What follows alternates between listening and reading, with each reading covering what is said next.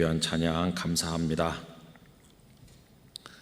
아무리 코로나가 와서 우리를 힘들게 해도 누가 뭐라 그래도 우리들은 구원받은 하나님의 아들과 딸입니다. 그래서 구별된 하나님의 사람들입니다. 이 은총을 생각을 하면 얼마나 감사한지요. 조금도 주눅들지 말고 조금도 낙심하지 말고 구원받은 하나님의 사랑에 감격을 가지고 어디 계시든지 우리 영락의 성도들이 아름다운 삶을 이어나가시게 되기를 바랍니다. 뵙질 못해서 참 너무나도 아쉬운데 여러분, 우리 인내하면서 하나님께서 우리를 긍휼히 여겨주실 것을 기다리며 열심히 기도함으로 나가게 되기를 원합니다. 전에도 말씀드린 적이 있었던 이야기를 다시 한번 해보겠습니다. 공처가 대회가 열렸다고 하는데 많은 남편들이 모였다고 합니다. 사회자가 하는 말이 참가자들은 왼쪽으로 옮겨주시기 바랍니다. 다 왼쪽으로 옮겼는데 한 사람만 그 자리에 남아 있었다고 합니다. 당신은 참가자가 아닙니까? 그랬더니 그 사람이 저도 참가자입니다. 그런데 왜 왼쪽으로 가지 않고 그 자리에 혼자 남아 있습니까? 하니까 그 사람 하는 말이 저도 저쪽으로 가기를 간절히 바라는데 아내가 사람 많이 모인 곳에 가지 말라고 해서 여기 있습니다. 이렇게 대답을 하더라는 것입니다. 그래서 그날 그 대회는 그걸로 끝났다고 합니다. 왜냐하면 아내 말을 너무나 잘 듣는 그 사람이 그날의 우승자가 된 것입니다. 누가 웃자고 만든 그런 이야기겠죠. 그런데 그 이야기 속에 이 남편은 아내가 하는 말이 절대 기준이 되어 있는 것을 볼 수 있습니다. 아내가 시키는 대로 행동하는 것입니다. 마치 사사시대에 이스라엘의 왕이 없었기 때문에 사람들이 각기 자기 소견에 옳은 대로 행함으로 사회가 혼란했던 것처럼 오늘 우리가 사는 이 시대도 혼란하기 이를 데가 없는 그런 세상이라고 생각이 됩니다. 여러분, 혼란이 극에 달할수록 우리들에게 기준이 필요합니다. 어떤 판단을 내릴 때 그리고 그 판단에 따라서 행동할 때 우리들에게 절대 기준이 꼭 있어야만 된다는 겁니다. 우리 젊은 성도님들은 잘 모를 수도 있지만은 아마 연세가 지긋하신 분들은 다 아실 겁니다. 옛날에는 매주 월요일 아침에 학교에 가면 전교생이 운동장에 모여서 조회라고 하는 걸 했습니다. 그때는 학생들이 많을 때여서 1, 2, 3학년 세 학년만 해도 큰 학교는 2천여 명이나 학생들이 있는 경우가 있었는데 그 아이들이 전부 운동장에 나옵니다. 그럼 학급별로 줄을 서서 애국가도 부르고 교가도 부르고 교장 선생님 훈시하시는 말씀도 들었습니다. 그런데 우선 제일 먼저 하는 것은 줄을 서는 것인데 때로는 선생님께서 때로는 학생 대표가 앞에 나와서 구령을 붙여가면서 줄을 세웁니다. 그때 제일 먼저 하는 게 기준을 잡는 것입니다. 맨 가운데 앞자리에 있는 학생, 어떤 때는 한쪽 끝에 있는 맨 앞자리 학생이 기준 학생이 되는데 그 학생이 손을 높이 들면서 기준 그렇게 소리를 지릅니다. 그러면 그 학생은 움직이지 않고 그 자리에 서 있고 나머지 학생들이 가까이 모여왔다 흩어졌다 하면서 일사불란하게 줄을 쫙 섭니다. 그걸 매주 했는데 생각해 보면 그때 정말 줄 잘 섰지 그런 생각이 듭니다. 그 학생이 기준이 되어서 나머지 학생들이 줄을 탁 서는 것입니다. 여러분, 우리들이 이 세상을 살아가려면 기준이 있어야 되는 거죠. 소설보다는 영화로 더 널리 알려진 성이라고 하는 작품이 있습니다.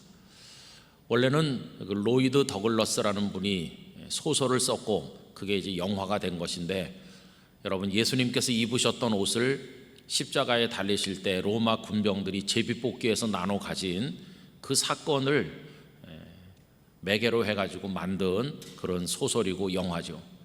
그런데 그 작품을 쓰신 그 로이드 더글러스가 학생 시절일 때 기숙사에 살았는데 거기 은퇴하신 음대 교수님께서 한 분 사셨다고 합니다. 연세가 많아서 휠체어에 의지해서 다니시는데 거기 사람들만 만나면 휠체어를 딱딱 치면서 늘 하시는 말씀이 잘 들어두게 기본음은 도일세 이렇게 말했다는 것입니다. 그러면서 하는 말이 저 위층의 테너는 연습할 때 들어보면 소리가 자꾸 쳐져. 그리고 저 건너편에 피아니스트는 피아노도 조율을 안 하는지 그 음이 정확하질 않아. 1000년 전에나 지금이나 1000년 후에나 기본 음은 도야 도. 이렇게 이야기를 하곤 했다고 합니다. 성도 여러분, 그렇습니다. 음악의 세계가 굉장히 복잡하게 구성되어 있지만은 기본음이 도인 것과 마찬가지로 우리 인생에도 인생을 살아가는 데 있어서 기본음이 필요한데 우리에게도 도와 같은 것이 필요하다 하는 것입니다. 이게 없으면 좌충우돌하다가 이리저리 쏠리다가 실패하는 거죠. 여러분, 그 대표적인 예를 한 사람 든다면 솔로몬의 아들 르호보암 이야기를 할 수 있습니다. 르호보암이 왕이 될 무렵에 백성들이 찾아와서 당신께서는 어떤 정치를 하실 겁니까? 라고 물었을 때 백성들의 요청을 들어주고 그들의 짐을 가볍게 해주라고 하는 원로 대신들의 충고와 더 엄격하게 무겁게 하지 않으면 왕의 통치를 따르지 않을 것이니 더 무섭게 해야 된다고 하는 동료들의 충고 사이에서 르호보암은 방황하였습니다. 한마디로 말하면 그는 왕으로서의 기준을 가지지 못해서 원로 대신들의 이야기와 젊은이들 사이의 이야기 사이에서 왔다 갔다 하다가 결국은 젊은 사람들의 충고를 따르지 않습니까? 그 결과 여로보암이 10지파를 데리고 나가서 따로 나라를 세움으로써 이스라엘은 남북 왕국으로 분열되는 비극적인 결말을 맞이하게 된 거 잘 알고 있습니다. 여러분, 르호보암 같은 실수를 저지르지 않으려면 우리 인생을 세울 수 있는, 우리 인생의 기준이 될 수 있는 어떤 도 같은 것이 꼭 필요하다 하는 것입니다.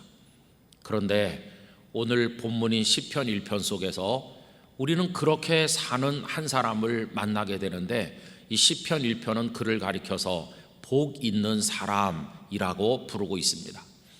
이 설교 말씀을 같이 나누시는 모든 분들이 오늘 이 시대 복 있는 성도가 되시기를 바랍니다. 이 사람은 어떤 사람일까요? 우선 이 사람은 이리저리 쏠리거나 흔들리지 않는 사람이라는 것을 오늘 말씀 1절이 잘 보여주고 있습니다. 1절을 다 같이 읽어보겠습니다. 복 있는 사람은 악인들의 꾀를 따르지 아니하며 죄인들의 길에 서지 아니하며 오만한 자들의 자리에 앉지 아니하고 라고 되어 있죠. 여러분, 여기 아니하고 라는 단어가 연거푸 사용되는 걸 볼 수 있습니다. 한마디로 말하면 이 사람은 이렇게 거부할 수 있는 용기가 있는 거죠. 악인들의 꾀를 거부할 수 있고, 그리고 죄인들의 길에 동반자가 되지 않고 오만한 자들이 차려놓은 그 풍성한 만찬석의 유혹에 넘어가지 아니하고 아니라고 말할 수 있는 용기가 그에게 있는 것입니다. 여러분, 그가 이렇게 아니라고 말할 수 있는 용기는 어디서 그가 얻는 것일까요? 그것은 그의 가슴 깊은 곳에 기준이 분명하게 있기 때문입니다. 그의 기준은 무엇일까요? 여러분, 오늘 말씀 2절을 함께 읽어보겠습니다. 오직 여호와의 율법을 즐거워하여 그의 율법을 주야로 묵상하는도다, 이렇게 말씀하고 있습니다. 여기 오직이라는 단어나 주야로 하는 것은 타협의 여지가 없을 만큼 그의 가슴 속에 기준이 분명하다 하는 걸 보여주는 겁니다. 오직 여호와 하나님의 율법, 그 말씀만이 기준이라는 겁니다. 그리고 그것을 낮에는 낮대로, 밤에는 밤대로 깊이 묵상하면서 가슴 속에 새기면서 나의 기준은 오직 여호와 하나님의 율법 말씀뿐이다, 이렇게 그 말씀을 붙드는 모습, 그것이 복 있는 사람의 모습인 것입니다. 이 여호와 하나님의 말씀이 그의 가슴 속에 기보는 도처럼 그의 인생의 기준이 되어 있기에 악인들의 꾀, 죄인들의 길, 오만한 자들의 자리, 그것을 거부할 수 있게 된다는 것입니다. 성도 여러분, 하나님의 말씀은 오늘 우리에게도 유일무이한 기준인 줄로 믿습니다. 종교개혁은 이 말씀에서 이탈됐던 교회를 다시 그 말씀에 정초시키는 거, 그게 바로 종교개혁이었습니다. 그래서 오직 말씀으로 솔라 스크립추라 이걸 외치면서 우리들의 신앙을 그 위에 세우지 않았습니까? 그래서 하나님의 말씀은 우리의 신앙과 행동의 유일무이한 법칙이며 우리 교회와 성도들이 영원히 붙들어야 될 기준이라는 사실을 우리 마음속에 새겨야만 할 것입니다. 하나님의 말씀이 이 땅의 교회들, 특별히 영락교회 기둥과 터가 되기를 간절히 원하는 것입니다. 그런데 아쉬운 것은 우리 개인이나 교회들이 때때로 이 하나님의 말씀이라는 기본 의무로부터, 이 기준으로부터 이탈될 때가 많은 거, 그게 너무나도 아쉬운 대목입니다. 얼마 전에 국민일보의 요청으로 칼럼을 하나 써서 보냈는데요, 저의 그 우려하는 말을 그 속에 담아서 적어 보냈습니다. 코로나19 팬데믹으로 인해서 전 세계 인류가 동일한 고통을 받고 우리도 예외가 아니죠. 지난 1월 달에 중국 우한에서 코로나라고 하는 게 발생했다는 뉴스를 들을 때 우리들은 별 관심이 없었습니다. 그러다가 2월 달 들어서 중국에 창궐하면서 우한에 있는 교민들이 걱정이라고 하다가 전세기를 떼워서 그분들을 저 아산과 진천 등지에 이제 격리하고 그분들을 위해서 여러 가지 일을 하게 될 때, 그때만 해도 우한 교민들만 안전하면 아무 걱정 없다고 생각을 했습니다. 우리 영락교회도 그곳을 찾아가서 마스크며 방역 물품을 전달하기도 했고, 또 미국에서도 많이 퍼진다는 소식을 듣고 몇몇 교회와 함께 LA 지역과 뉴욕 등지에 그 마스크를 우리가 보내기도 하였습니다. 그리고 좀 후에는 어려운 교회들을 위해서 우리가 총회를 통해 헌금을 전달한 적도 있었습니다. 그런데 그 다음부터 이게 좀 이상한 방향으로 흐르더니 신천지에서 많이 퍼져나오고, 그러면서 사람들은 신천지와 교회를 구분하지 못하고 다 그냥 싸잡아서 비난을 하고, 그리고 한두 교회에서 확진자가 나왔다는 보도가 많이 되면서 우리 교회는 이상한 집단처럼 몰리게 되었습니다. 여러분, 이렇게 될 줄 우리는 잘 알지 못했죠. 벌써 이게 여러 달 진행이 되면서 지금은 마치 교회가 혐오 집단이나 되는 것처럼, 또 방역의 적폐 집단인 것처럼 비난을 받고 코너로 몰려 있는 것이 우리들의 현실 아니겠습니까? 여기다가 정치적 이해관계가 또 얽히면서 광화문 집회니 등등 하면서 얼마나 사람들이 교회를 비난하는지 여러분 아시죠? 자, 이러다 보니까 이제 교회 지도자들이 이대로 있으면 안 되겠다 하는 생각을 하게 되었습니다. 두 가지 노력을 기울였는데, 하나는 방해하고 우리를 비난하는 이들을 대해서 우리가 강력하게 대응을 했습니다. 우리는 예배를 전쟁 중에도 지켰고 순교해 가면서도 예배를 지켰는데, 예배당 예배를 드리지 못하는 고통만 해도 너무 큰데 이런 비난까지 받으니까 견딜 수 없다 하면서 정부 당국자를 만나고, 얼마 전에는 몇 분의 목사님이 청와대에 가서 대통령까지 만나서 강력하게 이제 성토도 하고 교회 입장을 전달했다고 들었습니다. 또 그런 노력만 있는 것이 아니라 우리가 세상의 비난을 좀 방향을 돌리고 우리 교회가 그렇게 나쁜 집단이 아니라는 걸 적극적으로 알리자, 우리가 세상에 등불이 되고 좀 봉사를 하자, 이런 차원에서 노력도 많이 하기도 했습니다. 우리 자체 방역을 열심히 하는 것은 말할 것도 없고 정부의 지침을 잘 따랐습니다. 뿐만 아니라 방역 물품을 곳곳에 나누기도 하고, 어떤 교회는 선물 꾸러미를 만들어서, 생필품을 꾸러미를 만들어서 어려운 이웃들에게 전달하기도 하고, 어떤 교회는 임대를 하고 있는 성도들에게 착한 임대인이 되도록, 그래서 좀 그 전월세 그거를 좀 내리도록 그렇게 운동을 한 교회도 있다고 들었습니다. 어떤 교회는 지역에 있는 시장과 연계해서 상인들의 시름을 덜어드리기 위해서, 그래서 성도들이 그 물건을 사는 날을 정해가지고 시장에 가서 많은 물건을 사기도 했다 하는 얘기를 들었고, 어떤 교회는 수양관 같은 시설을 격리시설 내지는 치료시설로 제공했다는 이야기도 들었습니다. 여러분, 다 소중하고 의미가 있고 가치 있는 봉사였다고 생각이 듭니다. 그런데 보세요, 이렇게 해나가는 과정에 문제가 있는데, 그게 뭐냐 하면 교회들이 소위 공공성 논쟁에 휘말리게 되었다는 것입니다. 여러분, 정부가 어떤 정책을 추진할 때 공공의 목적이라고 하는 걸 중요한 가치로 생각하는 거, 그거 당연합니다. 공익을 위해서, 공공의 목적을 위해서 어떤 정책을 수립하는 거죠. 우리 그거 다 이해할 수 있습니다. 그래서 예를 들면 최근에 부동산 정책이라든지 또 의료인들이 많이 문제가 됐던 의료 정책 등등이 다 공공의 목적으로 위해서 추진하는 과정 속에 갈등도 생기고 뭐 그런 거 아니겠습니까? 여러분, 교회가 세상을 섬기고 봉사하는 거 그거 당연한 겁니다. 교회가 세상을 봉사하고 섬겨야죠. 그런데 문제는 공공성 논리 때문에 봉사하거나 섬기는 거, 그거는 옳지 않다 하는 것입니다.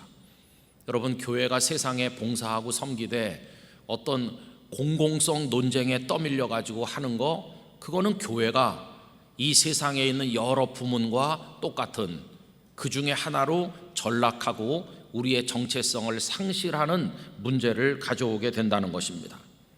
공공성이라고 하는 게 아주 소중한 가치이기는 하지만 그게 절대 선이 되면 이 세상에는 많은 비극들이 발생하게 돼 있습니다. 예를 들면 공공의 목적으로 위해서 개인의 권리를 박탈하고 개인의 자유를 짓밟고 예배의 자유를 빼앗고 신앙의 자유를 박탈한다면, 그러면서 이건 공공의 목적으로 위한 거다.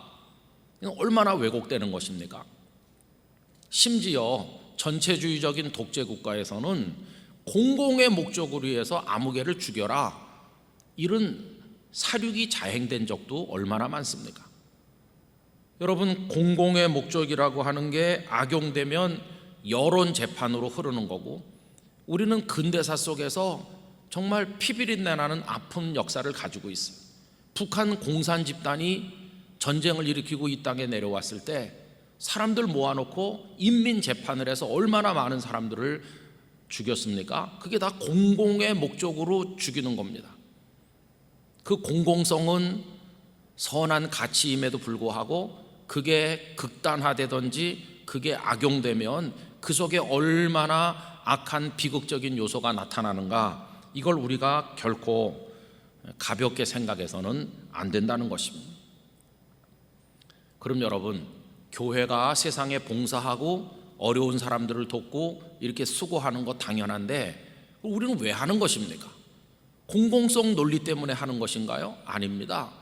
우리가 그 일을 하는 것은 우리는 하나님의 말씀 때문에 하는 겁니다. 하나님의 말씀 속에서 하나님께서 그렇게 하라고 하시니까 하는 거지, 우린 공공성 확장을 위해서 하는 게 아니라 그 말입니다. 여러분, 교회가 똑같은 일을 하더라도 어떤 공공성 때문에 하는 것이 아니라 우리는 하나님의 말씀이 그러하기 때문에 해야만 된다는 것입니다. 교회가 왜 교회인가? 하나님의 말씀에 기초하고 그걸 기준으로 삼고 그걸 따르기 때문에 교회인 것입니다. 그래서 똑같은 일을 하더라도 우리의 대답은 하나님의 말씀이 그러하기 때문에 우리는 한다, 이렇게 이야기해야 교회의 정체성을 지켜나가게 된다는 것입니다. 여러분, 우리는 이데올로기를 위해서 봉사하는 단체가 아니라 하나님의 말씀을 믿고 하나님의 말씀에 순종하고 하나님의 말씀대로 살아가는 말씀의 수종도는 교회여야 한다는 것입니다. 오직 말씀만이 하나님의 교회의 기준이요, 그 말씀이 우리의 기본 의미라고 하는 사실을 우리 성도님들께서 기억하시기를 부탁을 드립니다. 아프리카의 성자라고 하는 슈바이처 박사께서 물과 원시림 사이 그 람바레네에 들어가셔서 평생을 바쳤습니다. 수고를 많이 하셨죠. 사람들이 물어봅니다. 왜 슈바이처 박사는 아프리카로 들어갔는가? 많은 사람들이 말하기를 박애주의자이기 때문에 갔다. 박애주의라는 이데올로기 때문에, 이념 때문에 갔다, 이렇게 설명하죠. 그러나 그렇지 않습니다. 그분은 목사요, 한 사람의 그리스도인으로 성경을 읽고 하나님의 말씀에 도전을 받고 나름대로의 말씀에 대한 신앙 고백적 응답을 위해서 그곳으로 간 것이고, 그래서 말씀에 수종드는 인생을 산 것인데, 그 결과로 열매가, 박애주의라는 열매가 열린 것이지 박애주의 때문에 간 게 아닙니다. 무엇이 먼저고 무엇이 나중인지, 무엇이 그 목적이고 무엇이 그 수단인지, 이걸 혼돈하면 안 되는 것이죠. 말씀 때문에 가서 말씀에 순종했는데 그로 인해서 박애주의라는 열매가 맺혀지게 된 것입니다. 여러분, 사도행전 2장에 나오는 말씀도 똑같습니다. 어떤 사람은 사도행전 2장에 예루살렘 교회가 집에 모여 떡을 떼고 함께 기도하고 서로 물건을 통용하고 이렇게 살아간 모습을 그게 공산주의라고 이야기하죠. 아닙니다, 여러분. 주님의 말씀이 그렇게 하도록 가르쳤기 때문에 그분들이 모여서 서로 교제하고 사랑하고 서로 나누고 이렇게 한 것이고, 그렇게 하다 보니까 사랑을 나누는 열매가 맺혀진 것이지, 어떤 공산주의라는 이념주의자들이 거기 있었기 때문에 그렇게 한 게 아니라는 것입니다. 우리 성도들은 절대로 어떤 특정 이념에 봉사하는 자가 아닙니다. 우린 이데올로기주의자가 아닙니다. 우리 성도들은 언제나 하나님 말씀 주의자일 뿐이라는 사실을 잊어서는 안 될 것입니다.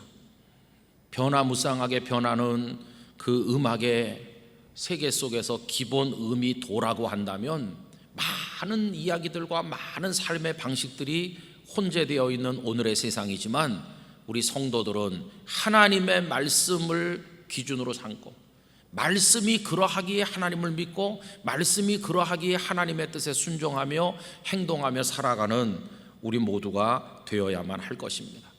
눈앞의 이익이나 어떤 권력이나 유불리나 세력의 크고 작은 혹은 사회적 분위기나 여론이나 그런 데 따라서 바람에 흔들리는 갈대처럼 처신해서는 절대로 안 되는 것입니다. 우리는 언제나 말씀을 붙들고 서야 됩니다.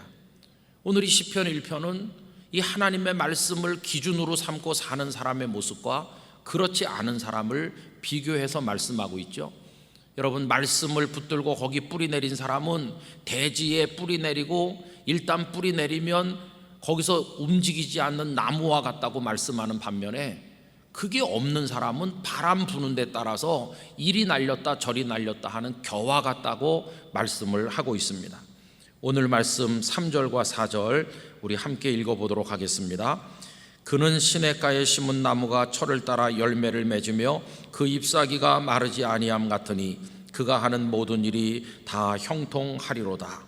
악인들은 그렇지 아니하며 오직 바람에 나는 겨와 같도다. 여러분, 우리들은 하나님과 하나님의 말씀에 뿌리 내린 성도입니다. 우리는 거기서 움직이면 안 됩니다. 우린 나무 같은 존재가 되어 거기서 시절을 쫓아 열매를 맺는데, 그 열매가 사랑과 선행과 착함과 여러 아름다운 열매가 되는 것이고, 우리를 움직이는 기준은 언제나 하나님의 말씀이라는 것입니다.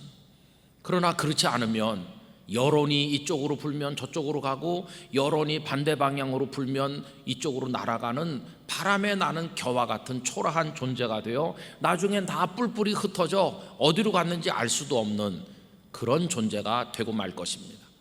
여러분, 하나님의 교회는 언제나 하나님과 하나님의 말씀에 뿌리 내려서 그 자리를 고수해야 된다는 사실을 잊어서는 안 될 것입니다. 어려운 일을 도우십니까? 사회 분위기에 떠밀려 돕지 마시고 하나님의 말씀 때문에 도우시기를 바랍니다. 인내하고 참으십니까? 세상이 그러하니까 인내한다고 말하지 마시고 하나님 말씀이 인내하라고 하기 때문에 인내하시기를 바랍니다. 우리의 모든 행동의 기준은 오직 하나님의 말씀이어야 됩니다. 저는 소원하기를 예수님 이 땅에 재림하시는 그날까지 영락교회 성도들과 우리 영락교회는 이 말씀의 기둥과 터가 되어서 절대로 움직이지 않고 하나님의 말씀을 지켜나가는 거룩한 사명을 완수하게 되기를 간절히 바랍니다. 성령님께서 우리 마음에 힘을 주시고 믿음을 더하셔서 이 말씀을 통한 위대한 승리를 거두도록 도와주시기를 진심으로 축원합니다. 기도하겠습니다. 거룩하신 하나님 아버지, 하나님의 말씀이 우리의 기준이 되고 기본 의미 되어서 저희들의 생각이나 결정이나 행동이나 모든 것이 오직 말씀에만 입각하여 대지에 뿌리를 내린 나무처럼 흔들림이 없이 시절을 쫓아 열매를 맺는 인생, 우리 개인도 교회도 맺게 하고 거두어 갈 수 있도록 축복하여 주시옵소서. 절대로 이리저리 바람에 날려 요동하는 겨와 같은 인생이 되지 아니하도록 하나님 저희들을 굳건하게 세워 주시옵소서. 한국교회가 말씀의 토대 위에 세워지게 하여 주시옵소서. 예수님의 이름으로 기도하옵나이다. 아멘.